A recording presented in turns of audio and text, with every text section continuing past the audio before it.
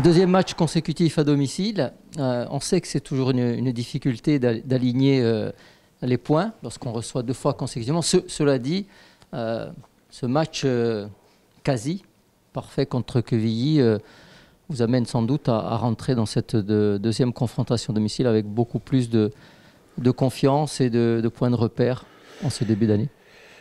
Ouais, quand on sort d'un match abouti comme celui qu'on a su faire lundi dernier, on engage de la confiance.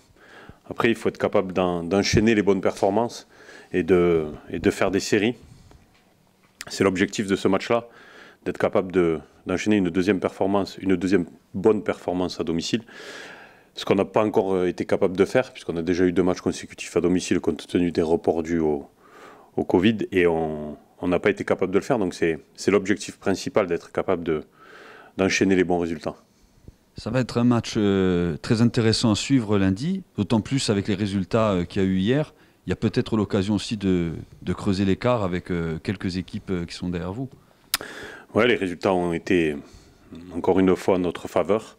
On va essayer d'enchaîner. Après, c'est bien que les résultats soient favorables. Après, encore faut-il être capable de nous prendre les points dans un match compliqué contre une équipe qui est sur une très bonne performance contre le Red Star. Donc, on a bien préparé ce match-là, bien concentré, avec de la confiance, à nous de maintenir ce niveau de confiance et d'exigence dans la performance.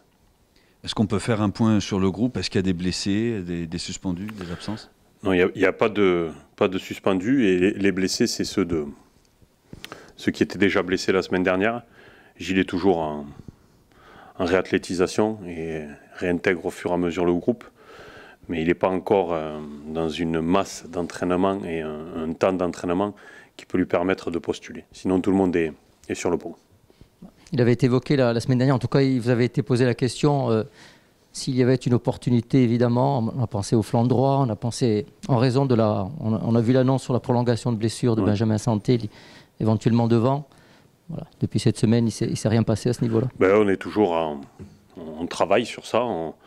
On a mis des pistes en action. Après, les négociations et les prises de contact sont assez longues, c'est normal.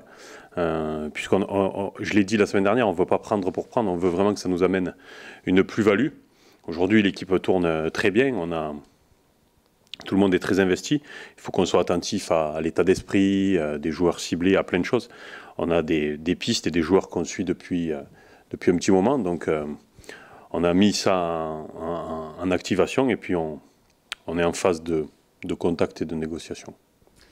Alors, les questions sont inévitables. Il y en aura peut-être d'autres sur le derby, puisque c'est un derby. Et il y a vraiment la notion de derby, parce que là, c'est vraiment deux villes et 2 équipes très proches au niveau géographique. Quelle est votre position à vous sur ce derby, sachant évidemment qu'il va se dérouler dans un stade vide?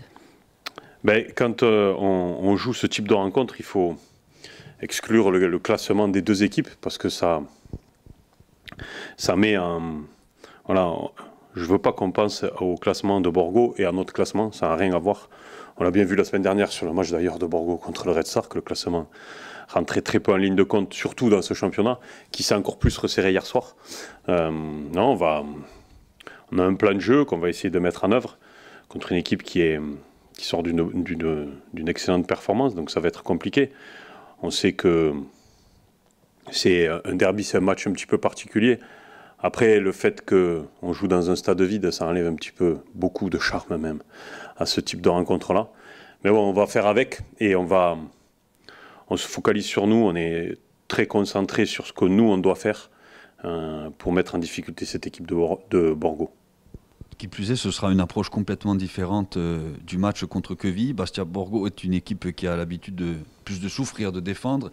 Et malheureusement, en règle générale, ça n'a pas trop réussi au Sporting, au moins sur la première partie de saison. Bon, ça, c'est vous qui dites que c'est une équipe qui est habituée à défendre. Moi, aujourd'hui, je ne sais pas s'ils vont nous attendre ou venir nous chercher. Je sais que leur coach est capable de faire des surprises, donc on est dans l'incertitude par rapport à ça. Mais si on est performant dans ce qu'on sait faire, on doit être capable de faire une belle rencontre. évidemment, pour vous, à quelques jours de ce match, il n'est pas question de dévoiler quoi que ce soit. Cela dit, on a vu contre Quevilly une adaptation et un changement dans l'équipe qui a joué beaucoup plus en profondeur qu'un jeu latéral, etc., de préparation, pour essayer de surprendre. Et ça a réussi, cette équipe de Quevilly. Ça ne veut pas dire que ce schéma sera reproduit, évidemment. Chaque équipe est différente. Mais est-ce que vous, dans votre approche de ce match contre Borgo, vous référez un peu beaucoup au match aller, où vous avez tenu en respect, ou par l'évolution de cette équipe de Borgo dans les derniers matchs plutôt? Quand on met des plans de jeu en place, c'est par rapport bien sûr à l'équipe qu'on va rencontrer. On savait que l'équipe de Quevilly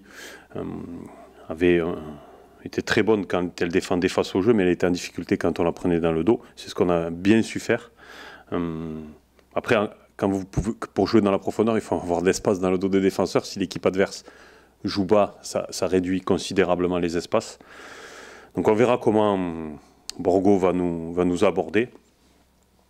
Mais ce qui est intéressant, c'est qu'on est capable de jouer dans la transition, donc rapidement vers l'avant et dans la profondeur.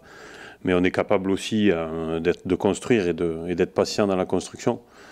On le voit sur les stats où on est l'équipe qui a, avec Avranches, l'équipe qui a le plus haut pourcentage de passes réussies. Donc ça prouve la qualité des joueurs et la qualité technique des joueurs et la capacité à mettre du rythme. Donc on va voir ce que Borgo va nous proposer. On aura le temps de s'adapter. Mais ce qui est intéressant, c'est qu'on a plusieurs cordes à notre arc. Quand on parle d'essayer de surprendre l'adversaire, il y a deux solutions. Soit on les surprend par le système de jeu, en changeant de système de jeu, soit on les surprend dans l'animation du système de jeu. C'est deux choses différentes. On est capable de changer de système de jeu, mais moi, quand quelque chose va bien, je ne suis pas forcément apte à changer des choses. Je préfère m'adapter dans l'animation de mon système de jeu et faire des choses différentes dans ce système de jeu-là.